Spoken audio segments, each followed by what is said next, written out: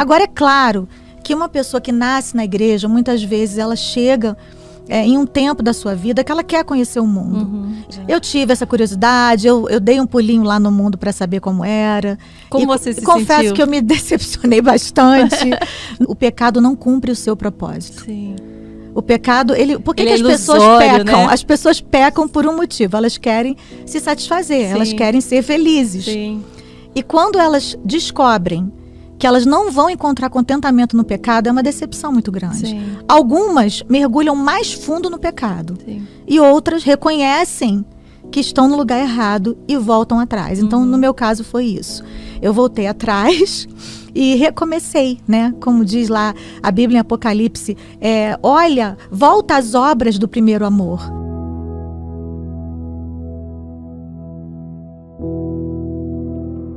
Você começou muito cedo, né, no mundo cristão. Você veio de berço cristão, da sua família. Como se iniciou esse encontro com Deus? Sim, Karina, eu nasci num lar cristão, né? Eu tive essa alegria. Meus pais já eram evangélicos quando eu nasci. Meu pai, ele era pregador da palavra, ainda é, né? Eles são vivos. Meu pai é um evangelista, um pastor. E ele sempre gostou de pregar a palavra pelo sertão, pelo Nordeste, onde eu nasci. Eu nasci em Fortaleza. E minha mãe já era cantora. Ela tinha aquela voz de soprano lírico, uma voz lindíssima. E quando eu tinha 3 anos e os meus irmãos tinham 2 aninhos de idade, porque ela me teve e logo em seguida teve 2 gêmeos. Ela foi acometida de uma enfermidade muito grave e os médicos a desenganaram. E falaram para meu pai que ela tinha horas de vida por uma infecção generalizada, que teve complicações e ela ficou em coma muitos dias. E meu pai, ao invés de pegar aquela palavra e preparar o enterro, ele foi para a igreja. Ele foi para a igreja e pediu para os jovens que estavam reunidos ali orarem. E de uma forma milagrosa, Deus curou a minha mãe. Hoje ela tem 72 anos de idade. Ela que não tinha perspectiva alguma de viver, ou se vivesse, ela vegetaria, como os médicos disseram. Depois que ela saiu do hospital, ainda teve outra filha, que foi a Lislane, minha irmã, que também é cantora. E quando a Lislane nasceu, o meu pai, ele deu um clique e falou assim: o que Deus tinha para mim aqui em Fortaleza, já deu. E a sua mãe já era cantora de louvor? Sim, minha mãe cantava. Ela cantava na igreja, no coral, era solista. O meu pai decidiu que ele ia para o Rio de Janeiro, teve essa direção e foi embora com a família para o Rio de Janeiro. Foi na frente, depois a gente foi. E lá no Rio de Janeiro a gente cresceu, a gente começou a vida, né? Eu comecei a cantar num grupo que se chamava Altos Louvores. Eu tinha 15 anos de idade, era um grupo que eu admirava muito. E ali eu aprendi tudo que eu sei sobre música, o começo, o passo a passo. Foi a primeira vez que eu entrei num estúdio para gravar. Na época ainda era fita de rolo, né? Então eu tive todo o meu primeiro contato com esse mundo profissional da música através do Altos Louvores. E durante 7 anos eu participei desse grupo. E fui criada na igreja. A minha escola mesmo foram os corais infantis. E de adolescentes e de jovens, porque eu digo que a igreja, ela é uma escola musical. Sim. Você vê grandes talentos se desenvolvendo dentro da igreja. Então, onde eu aprendi mesmo? Na igreja. Tá? Foi ali que eu solei a primeira música no coral. Foi ali que eu aprendi a solfejar. Foi ali que eu comecei a estudar música, teclado, onde eu tive o primeiro contato com violão. Eu não sou uma exímia musicista, não, mas eu arranho tudo. Serve para eu compor, né? Eu não me aprofundei em nenhum instrumento, mas eu arranho para tocar em casa. Então, tudo na igreja. Que a igreja me deu todo esse suporte. Quando eu entrei no Altos Louvores, me viram cantar na igreja. Sim. Eles estavam na igreja quando eu estava solando em um grupo e estavam precisando de alguém para substituir uma cantora que ia sair. E eu entrei com 15 anos, eu fui a mascote do grupo. Naquela época era um grupo muito conhecido e eu acabei fazendo parte do grupo que eu escutava, que eu ouvia, que eu admirava. Então pensa, foi um momento muito marcante na minha vida. E aí dali eu não parei mais. E naquele momento tão jovem, assim, você já sentia que era a sua missão, que era um propósito de Deus para a sua vida, ou você ainda não tinha essa visão? Era algo que, poxa, eu sei fazer, estou nesse meio. Você já sentia tocada por Não, Deus? eu não sentia. Na verdade, o meu pai me obrigava a cantar. Quando ele ia pregar, ele me levava à força. E ele era o meu maior incentivador. Meu pai olhou para mim, acreditou em mim muito antes de eu conseguir enxergar qualquer coisa. Eu tinha muito medo, eu era tímida. Eu gostava de cantar nos corais, eu gostava de cantar nos conjuntos dos quais eu fazia parte, mas eu não gostava de cantar sozinha. Eu tinha muito medo de encarar a multidão. E o meu pai, ele vinha, não, você vai treinar, sobe aqui no banco, canta aqui, pega o violão. Os amigos chegavam, ele me fazia cantar na frente dos amigos. Sabe aquele pai que pergunta assim, quer ver minha filha cantar? E a pessoa ouve por educação. Lá vem ele. Era esse nível. Meu pai, ele chegou a me trancar no quarto uma vez e falar assim, você só sai daí quando escrever uma música. Eu tinha 13 anos. Eu falei, pai, mas não é assim que faz música. Ele, é assim, você vai ficar aí e pega a caneta, pega o papel e tenta escrever uma música porque você vai ser compositora. Não saiu nada que prestasse, né? Eu inventei uma música para sair do quarto. Mas eu entendi pelo menos qual era o caminho. Eu sempre digo isso, que pelo menos eu entendi que Deus, quando eu comecei a compor... Naquele momento você não foi contra ele. Eu fiquei ali com muita raiva porque ele me deixou ali. Inventei uma música e não deu certo. Mas anos depois, quando eu fui escrever as minhas primeiras canções, eu entendi esse caminho. Que era o caminho do quarto, o caminho da solitude, o caminho de estar a sós com Deus, com a palavra, sabe? O caminho da meditação. Então... serviu para alguma coisa. Eu me lembrei daquele dia que meu pai me trocou no quarto e disse que tinha que sair uma música. Não saiu naquele dia, mas muitas outras saíram anos depois no quarto, né? E você já tinha uma rotina de oração, apesar de não, né, ainda não ser, né, tocada para uma missão, mas você já tinha uma rotina, eu fui criada com Deus desde quando? Desde criança, porque nós fomos criados na igreja e ali a gente fazia parte de um conjunto infantil que se chamava Crianças para Cristo. Quem dirigia esse conjunto era o pastor Rael e a irmã Marta. Eles são maravilhosos até hoje, muito amados. E eles nos levavam para a gente ia para a igreja, era um grupo de mais de 100 crianças, e a gente tinha um coral maravilhoso, a gente cantava. E nos sábados a gente ia para as consagrações, ele ensinava a gente a orar, a jejuar, ler a palavra, decorar versículos. E foi um tempo muito bom e marcante na minha vida, sabe? Então eu adquiri essa rotina em casa com os meus pais e também na igreja. Agora é claro que uma pessoa que nasce na igreja, muitas vezes ela chega em um tempo da sua vida que ela quer conhecer o mundo. E eu também passei por essa fase, sabe? De querer saber o que estava acontecendo lá fora, fora da minha caixinha, fora da minha realidade. Convivendo não só com pessoas da igreja, e daí, né, a gente acaba tendo realmente curiosidade. Eu tive essa curiosidade, eu dei um pulinho lá no mundo para saber como era. Como você se confesso sentiu? Que eu me decepcionei bastante. não me trouxe a felicidade que eu esperava na época, porque eu ouvi essa frase esses dias da Juliana Ferron, que é uma amiga querida de ministério, e eu concordo. Ela diz que o pecado não cumpre o seu propósito. Sim. O pecado, por que as pessoas pecam? Né? As pessoas pecam por um motivo, elas querem se satisfazer, elas querem ser felizes. Sim. E quando elas descobrem que elas não vão encontrar contentamento no pecado, é uma decepção muito grande. Sim. Algumas mergulham mais fundo no pecado. Sim. E outras reconhecem que estão no lugar errado e voltam atrás. Então, no meu caso, foi isso. Eu voltei atrás e recomecei, né? Como diz lá a Bíblia em Apocalipse, olha, volta às obras do primeiro amor. Retoma essas obras, né? E começa tudo de novo. Então, eu tive essa oportunidade. E Deus, Ele é maravilhoso em nos perdoar, Ele é maravilhoso em ter misericórdia de nós, em nos dar sempre uma nova chance. E aí eu pude recomeçar na presença de Deus. E esse recomeço, daí foi quando? Com que idade, mais ou menos? Eu considero que esse recomeço foi na minha juventude, quando eu estava separado do meu marido, que hoje é meu marido, mas na época era meu noivo. E durante o meu namoro, noivado, eu descobri que o Odilon era viciado em drogas. Foi ali que eu fiquei muito revoltada. Porque eu pensei assim, gente, como é que pode a gente fazer tudo certo e as coisas darem errado?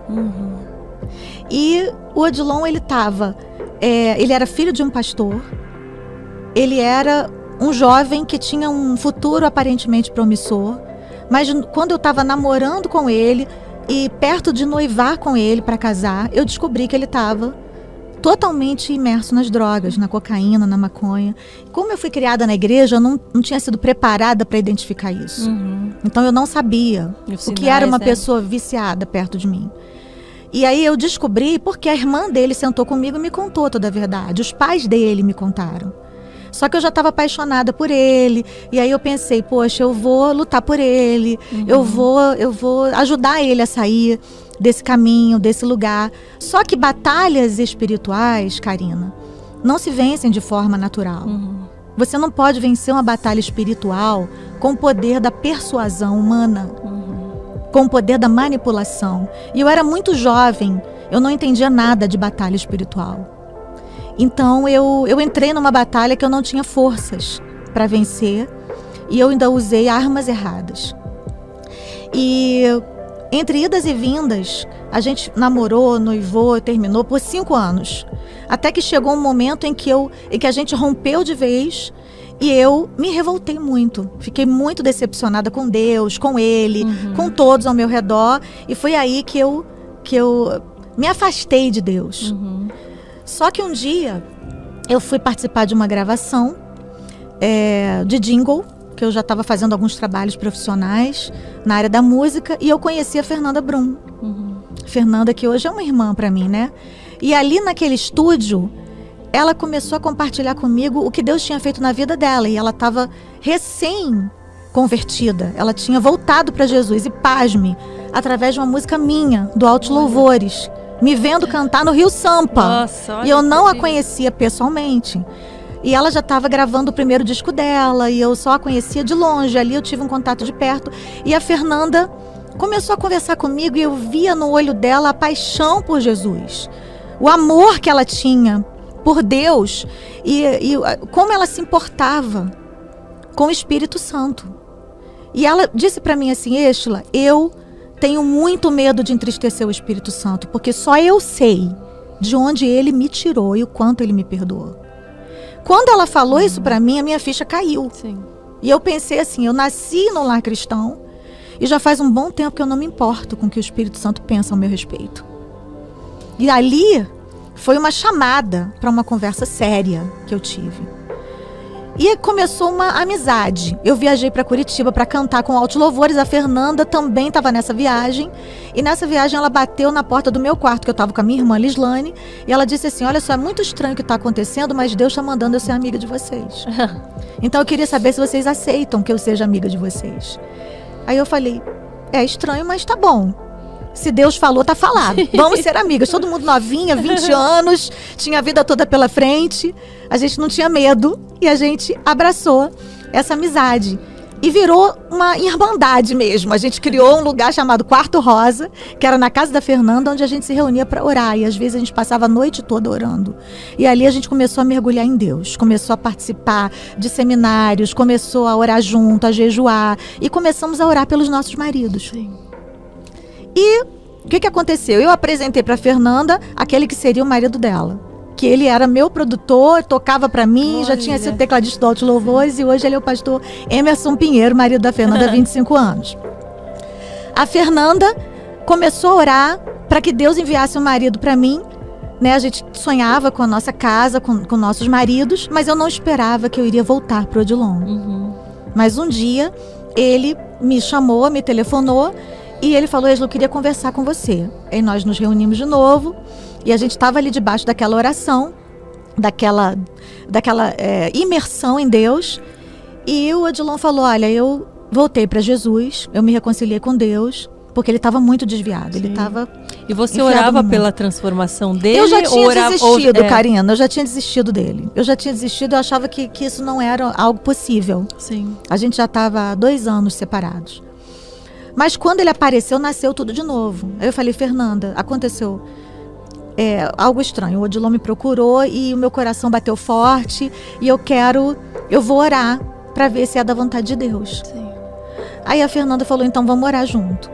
E a avó de Ogreza, que é a avó da Fernanda, que também eu adotei como avó, hoje ela está com o Senhor. Ela estava na casa da Fernanda no dia que eu fui encontrar com o Odilon, para conversar com ele. Sim. E quando eu voltei com ele, dentro do carro, a gente conversando, a gente combinou que ia orar, que ia apresentar a Deus a nossa decisão, né? de se casar. Porque ele falou assim, eu não me vejo casado com outra pessoa, eu ainda amo você. Eu sei que deu tudo errado até aqui, mas daqui para frente vai dar certo. Vamos colocar diante de Deus esse desejo. Se você me quer de volta, vamos orar nesse sentido. Eu falei, tá bom, então vamos orar. A gente não reatou ali, a gente começou a orar. A avó de Ogreza veio, quando ele foi me deixar em casa, ela estava na casa da Fernanda, porque eu estava indo para a casa da Fernanda nesse dia. Eu estava dormindo na casa dela. Aí a avó de Ogreza veio na porta, me viu com o Odilon, botou a cabeça dentro do carro e falou: quem é esse aí? Eu falei, é o Odilon, vó. Aí ela olhou para ele e falou assim: é de Deus para sua vida. É esse aí, com ele que você vai casar. Gente. Desse jeito, ela era profeta de Deus, uma mulher de oração. E aí eu falei, bom, eu olhei para ele assim, deu aquela vontade, né, de dizer, vambora de vez, começar mais não. Né? A gente continuou orando. Passamos mais um tempo orando. E até que Deus confirmou na minha vida, confirmou na dele. E nós voltamos, Karina. E aí, nesse inteirinho, a Fernanda também, ela se aprofundou no relacionamento dela com o Emerson, ficou noiva. E eu marquei a data do meu casamento. Um mês antes de eu me casar, o Odilon teve uma recaída nas drogas. Ai. Só que Deus tinha me confirmado de todas as formas possíveis.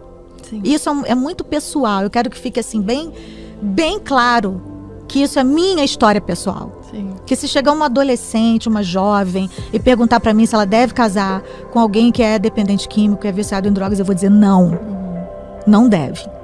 Mas no meu caso específico, Deus confirmou no meu coração. Os pais do Odilon chegaram pra mim e falaram: você tem certeza que você vai casar? Eu falei, tenho. Tenho porque Deus falou comigo, não tenho dúvida. E foi muito real. Foi muito... Tá no meu livro Uma História de Amor e Perseverança, o primeiro livro que eu escrevi. Eu coloquei com detalhes, não dá pra contar. Eu acho que muita gente coisa. tem essa dúvida, assim. Eu quero te perguntar, você nesse caso, como discernir que não era uma vontade própria e que era uma vontade de Deus, que não era algo que você estava obstinada, assim, né? E era essa sensação de paz e de... Eu creio que você tem paz. Você tem certeza. Isso é algo que você só consegue tendo um relacionamento com Deus. Isso é algo pela fé. Sim. Não adianta eu te falar da minha experiência, porque você tem que ter a tua experiência, sabe? Tem que ser algo pessoal. O relacionamento com Deus é algo muito pessoal e único, e individual. Sim. E eu tinha certeza de que era para ser. Então eu mergulhei e fui. Marcamos o casamento para 9 de dezembro de 1995. E eu tive medo até que ele não fosse. Porque quando ele estava imerso nas drogas, ele ficava às vezes 3 dias sem aparecer em casa. Né? Na cocaína, quem tem algum conhecido ou familiar que é dependente químico sabe o quanto é difícil. E a família toda vira codependente, né, daquela pessoa, daquele vício. E sofre junto com aquela situação. Sim. Mas ele foi ao casamento, nós nos casamos. E o meu primeiro ano de casamento foi um luto, foi muito difícil. Foi uma luta, porque a gente não viveu uma lua de mel, a gente viveu uma lua de fel. Foi muito difícil. É importante que eu diga isso aqui, e eu sempre gosto de compartilhar isso quando eu tenho oportunidade, porque as pessoas às vezes veem a gente cantando. Nada pode calar um adorador. Sim. Mas elas não entendem o que a gente passou para conseguir ter autoridade para declarar isso. Sim. Quando eu me casei com o Odilon, e eu estava gravando o meu primeiro disco, Tira-me do Vale, o nome do disco. E essa canção é uma canção do Livingston Farias, um compositor muito amigo, querido, que a gente tem um respeito, uma admiração muito grande por ele. Ele também compõe muito para Fernanda Brum e para muitos outros cantores. E o Livingston, ele me deu essa canção no momento, era um ouro que ele tinha, uma canção, é uma das mais lindas que ele já escreveu. E quando ele me deu, ele não sabia o quanto ele estava sendo usado por Deus para colocar essa palavra profética na minha boca. Por quê? Durante o meu primeiro ano de casamento, foi o ano em que eu cantei essa canção. E todas as noites, o Odilon chegava em casa de madrugada. Ele chegava 3 da manhã. Ele chegava drogado. E eu chorava, sofria. E eu achava que a qualquer momento iam me entregar o corpo dele. Que ele ia chegar morto. E eu falava, meu Deus, eu casei para ficar viúva. Com 23 anos. E aí, tinha vezes que eu falava, Deus, me revela onde ele está que eu vou lá buscar. E Deus me mostrava. E eu saía de casa e ia lá onde ele estava. Muitas vezes buscar numa boca de fumo e trazia para casa. Às vezes eu andava pela rua, E o carro dele estava vindo, eu parava o carro, entrava no carro e falava, vamos hoje, vamos para casa, que senão você vai morrer. Eram coisas assim, sobrenaturais. Em algum momento você se perguntou se você tinha entendido errado? Sim, se claro. o propósito era outro, claro. E aí Deus me fazia viver essas experiências. Sim. E isso me dava certeza de que Ele estava no negócio. E eu tinha intercessores orando por mim. Karina, é muito importante na hora da batalha a gente ter pessoas que intercedem por nós. A Bíblia fala ali em Êxodo capítulo 17, que uma vez Israel estava indo em direção à Terra Prometida e os amalequitas, eles se colocaram contra Israel em Refidim. E eles estavam em direção à Terra Prometida, mas era a primeira batalha que eles travavam como povo livre saído do Egito. Só que a Bíblia diz que Moisés subiu no cume do monte e Arão e Ur, seus amigos, foram com ele. E a Bíblia diz que ele ficou cansado de ficar com as mãos erguidas, mas ele tinha que ficar com as mãos erguidas. Quando ele abaixava, para que Josué pudesse vencer a batalha. Quando ele baixava as mãos, o povo perdia a batalha. Sim. Quando ele levantava as mãos, o povo vencia. Então, o que acontecia? Arão e Ur levantavam as mãos dele. Então, é importante que na hora da batalha, porque a Bíblia é toda maravilhosa, tudo ali funciona, tudo ali tem uma figura para nós hoje, para que a gente aplique na nossa vida, né? Então, o que eu entendo, o que eu aprendi muito cedo é que não se vence uma batalha espiritual sozinha. Nem se vence de forma natural, como eu já disse aqui no começo, né? Com armas naturais, e nem se vence sozinha, nem se vence sem ajuda. Então eu tinha intercessores que oravam por mim. E nem se vence só com as pessoas orando se a gente não fizer a nossa parte, porque né? Muita gente fala, ora por mim, mas não se envolve. Não se envolve, né? Tem isso mesmo. É muito importante. Mas Moisés estava lá, né? Sim, ele fez a parte dele. Claro. E o povo venceu. E foi ali que pela primeira vez Deus foi chamado de Jeová Nissi, o Senhor é a minha bandeira. Né? O que é uma bandeira? É o símbolo representativo de uma nação. Se você tem uma bandeira sobre a sua vida, você está dizendo, eu não sou terra de ninguém. Eu tenho um Deus que é sobre mim, né? E eu pertenço a um povo. E o inimigo tem que respeitar isso. Porque a nossa batalha não é contra o nosso marido, não é contra os nossos filhos, não é contra as pessoas que se levantam contra nós. A Bíblia diz que ela é contra principados, potestades, ela não é contra a carne ou sangue. E eu tive que entender tudo isso ali naquele tempo da minha vida. Eu tive que amadurecer muito nesse primeiro ano de casamento. Mas Deus, Ele me deu um entendimento tão grande, uma graça tão grande para vencer aquela batalha, que eu digo para você que quando eu lembro daquilo, isso me dá muita força para lutar as batalhas que eu enfrento hoje. Porque eu sei quem é o Deus que é por mim. Sim. Eu sei quem Ele é. Eu sei do que Ele é capaz. Sim. E eu sei o quanto Ele nos ama e o quanto Ele nos quer nesse lugar de vitória. Sim. Sabe? Então, no dia que eu gravei a canção Tira-me do Vale, que eu botei voz no estúdio, foi o dia que eu fiz uma oração dentro do banheiro do estúdio. E ali naquele dia, eu voltei para casa e o meu marido voltou da boca de fumo, só que ele voltou diferente, ele voltou ajoelhado. Ele se colocou de joelho no pé da minha cama e disse, Êxla, ora por mim. Da seguinte maneira, ou Deus me transforma ou Deus me leva, mas assim eu não quero mais ficar. E o que fez ele ter? Ele lembra de algum momento? Ele diz que houve uma situação lá, uma confusão, que ele quase morreu naquele lugar, né? Mas isso já aconteceu tantas vezes e mesmo assim ele não foi tocado. Mas eu acredito que naquele momento ali foi o basta de Deus, sabe? Foi o de repente de Deus. Porque às vezes você fala, Jesus te ama para uma pessoa e ela ouve aquele Jesus te ama e não vai dizer nada para ela. Mas tem o dia de Deus. Um dia que o Espírito Santo ele vai levar aquela palavra de uma forma diferente. Sim. E a pessoa vai ouvir aquele Jesus te ama de outra forma. Sim. Porque é o Espírito Santo que convence o homem do pecado, do juízo, né? Então, naquele dia, aquela confusão que o Espírito Santo causou naquele lugar, fez com que o Odilon refletisse. E ele voltou para casa, decidido. Na verdade, ele disse que voltou querendo morrer. Ele voltou assim, querendo que uma bala perdida achasse ele. Ele voltou querendo morrer de forma rápida, para não dar mais trabalho para ninguém, para não viver mais aquela escravidão que ele estava vivendo. Sim. Mas Deus o trouxe para aquele quarto onde eu estava, mais uma vez ajoelhada, debruçada, esperando por ele em oração. E ali eu fiz essa oração de entrega. Falei, Deus, toma, eu te entrego a vida dele. Ele está dizendo que não quer viver mais se não for para ti. Então eu quero concordar com essa oração. Mas no meu coração eu queria que Deus trouxesse para mim. Sim. E de fato Deus trouxe. Ali foi a última vez que o Odilon chegou drogado em casa. A partir dali começou um processo poderoso de libertação na vida dele. Ele foi para um retiro espiritual, eu fui para outro retiro espiritual e separadamente o Senhor fez uma obra grandiosa na nossa vida, né?